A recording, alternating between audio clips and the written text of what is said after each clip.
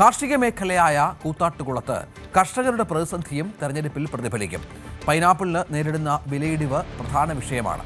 കർഷകരും കാർഷിക കുടുംബങ്ങളിൽ നിന്നുള്ള മത്സരാർത്ഥികളും ഇത്തവണ നഗരസഭാ തെരഞ്ഞെടുപ്പിൽ രംഗത്തുണ്ട്. കൂത്താട്ടുകുളം നഗരസഭയിലേക്ക് വാശിയേറിയ ഒരു തെരഞ്ഞെടുപ്പ് പോരാട്ടത്തിനാണ് കളമൊരുങ്ങുന്നത്. കൂത്താട്ടുകുളം വരുമ്പോഴേക്കും ഏറ്റവും പ്രധാന വിഷയങ്ങളെന്ന് പറയുന്നത് ചർച്ച ചെയ്യപ്പെടുന്ന കർഷകരുടെ വിഷയങ്ങൾ തന്നെയാണ്. ഇവിടെ റബ്ബറുണ്ട്, അതോടൊപ്പം തന്നെ വളരെ പ്രധാനപ്പെട്ടത് എടുത്തു പറയുന്നത് പൈനാപ്പിളാണ്. നമ്മളൊരു പൈനാപ്പിൾ തോട്ടത്തിൻ്റെ എല്ലാം തന്നെ സമീപത്താണുള്ളത്.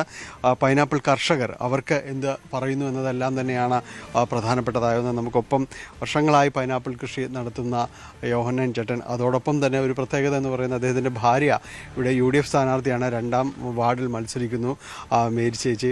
ഏതായാലും രാഷ്ട്രീയമാകട്ടെ കാർഷിക കാര്യങ്ങളാകട്ടെ ഏതായാലും രണ്ടുപേരിൽ നിന്ന് നമുക്ക് കാര്യങ്ങൾ നോക്കാം.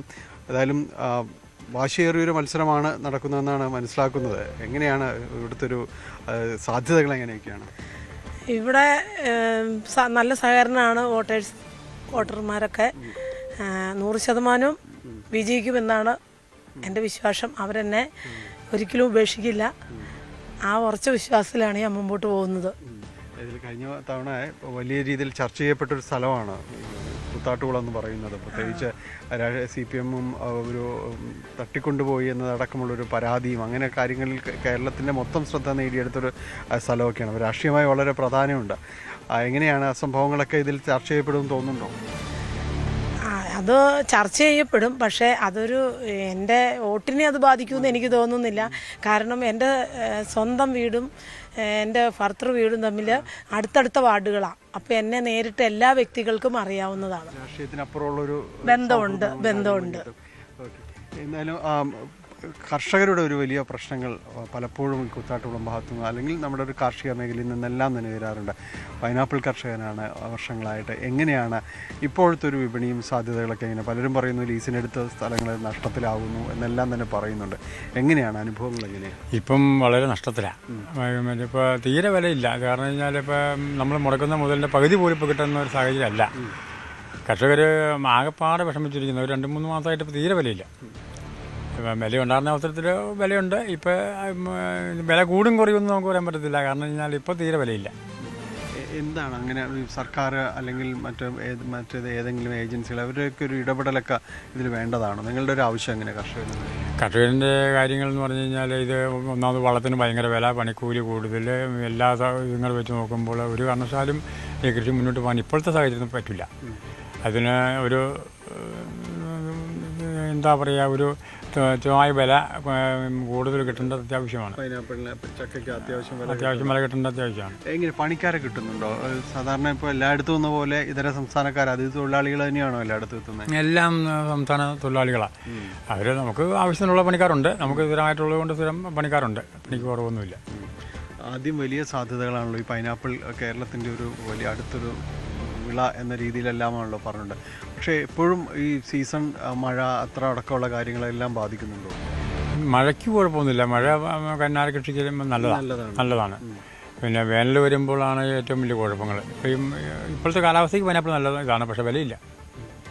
അങ്ങനെ കേരളത്തിലെ എല്ലായിടത്തും ഇത് വിപണി ഇവിടെ നിന്ന് തന്നെയാണോ? മൂവാറ്റുപുഴ, അതോടൊപ്പം തന്നെ വാഴക്കുളം, അതൊക്കെയാണല്ലോ ഏറ്റവും കൂടുതൽ പ്രശസ്തിയുള്ള. ഇന്ത്യയിൽ തന്നെ വലിയ ആവശ്യക്കാർ ഒരുപാടുള്ളതാണല്ലോ. അല്ല, അത് ഞങ്ങളിപ്പോൾ കൊടുക്കുന്നത് മൂവാറ്റുപുഴ ഒരു ഏജൻസിക്കാണ്.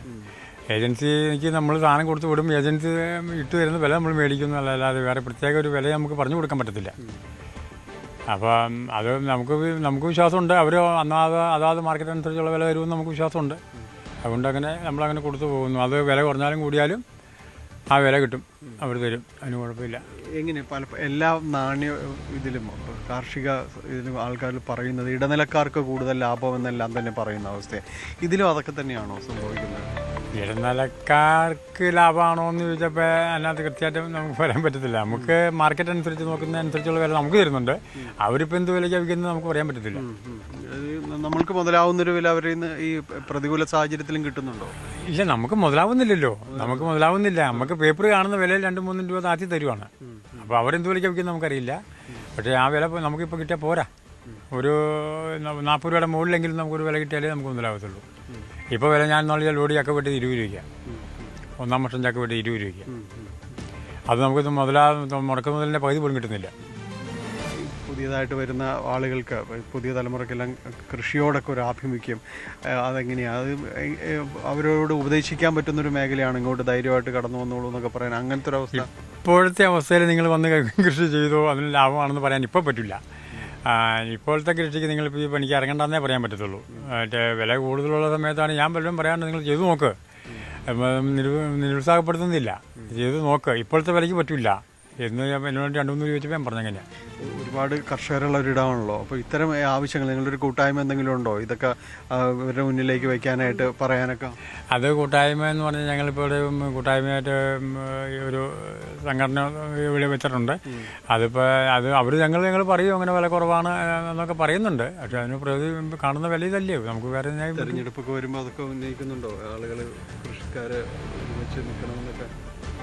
അത് അങ്ങനെ പറയുന്നുണ്ട്. എങ്ങനെ ഇത്തരം വിഷയങ്ങളൊക്കെ മുന്നോട്ട് കൊണ്ടുപോകാനൊക്കെ സാധിക്കുമെന്ന് തന്നെയാണോ? സാധിക്കുമെന്നാണ് വിചാരിക്കണേ. പിന്നെ നമുക്ക് വളത്തിനും കുറച്ച് സർക്കാരിൻ്റെ ഭാഗത്തുനിന്ന് വളത്തിന് കുറച്ച് സബ്സിഡിയോ കാര്യങ്ങളോ ഈ കർഷകർക്ക് ഒരു സബ്സിഡി ഉള്ളൊരു ഇത് തരുവാണെങ്കിൽ അത് മുമ്പോട്ട് തന്നെ കൊണ്ടുപോകാം. പിന്നെ മക്കൾ ജോലിക്ക് പോണതിന് മുമ്പ് കൃഷിയിൽ പപ്പയുടെ കൂടെ കൂടുമായിരുന്നു, ഞാനും സഹായിക്കുമായിരുന്നു. ഞങ്ങൾക്ക് ഭയങ്കര താല്പര്യമാണ്, പിള്ളേർക്കും താല്പര്യമാണ് കൃഷിയോട്. പക്ഷേ അവരിപ്പോൾ ജോലി കിട്ടി പോയി. തെരഞ്ഞെടുപ്പിലേക്ക് നിങ്ങൾ എല്ലാ ആശംസകളും. Okay, thank you. എന്തായാലും കൂത്താട്ടുകുളം മേഖലയിലേക്ക് വരുമ്പോഴേക്കും നിരവധിയായ ഇടങ്ങളിൽ ഇത്തരം പൈനാപ്പിൾ തോട്ടങ്ങളെല്ലാം തന്നെ കാണാം. പലർക്കും പല രീതിയിലുള്ള കഥകൾ തന്നെ പറയാനുണ്ട്. ചിലർ ഈ പ്രതിസന്ധികളെല്ലാം അതിജീവിച്ച് മുന്നോട്ട് പോകാനായിട്ടുള്ള ഇച്ഛാശക്തി അടക്കം പ്രകടിപ്പിക്കുന്നവരുണ്ട്. ഒപ്പം തന്നെ ഈ പ്രതിസന്ധികളിൽ വല്ലാതെ അങ്ങ് ഉലഞ്ഞു പോകുന്നവരുമെല്ലാം തന്നെയുണ്ട്. അവർക്കിടയിലേക്കാണ് ഈ തദ്ദേശ തെരഞ്ഞെടുപ്പും കാര്യങ്ങളുമെല്ലാം വരുന്നത്. അവരുടെ വിഷയങ്ങളും ഇതിലെല്ലാം തന്നെ പ്രതിഫലിക്കും, അല്ലെങ്കിൽ അവരെ കൂടി അഡ്രസ്സ് ചെയ്യുന്ന, പ്രതിദാനം ചെയ്യുന്നവർ തന്നെ ഈ വിഷയങ്ങളും അവർക്ക് കൂടി പ്രതിദാനം ചെയ്യാൻ കഴിയുമെന്ന വിശ്വാസത്തിലേക്കാണ് ഒരു തെരഞ്ഞെടുപ്പ് കാലത്തെ സമീപിക്കുന്നത്. കൂത്താട്ടുകുളത്ത് നിന്ന് ക്യാമറമാൻ KP ധനേഷിനൊപ്പം ടാനി പോൾ, News 18.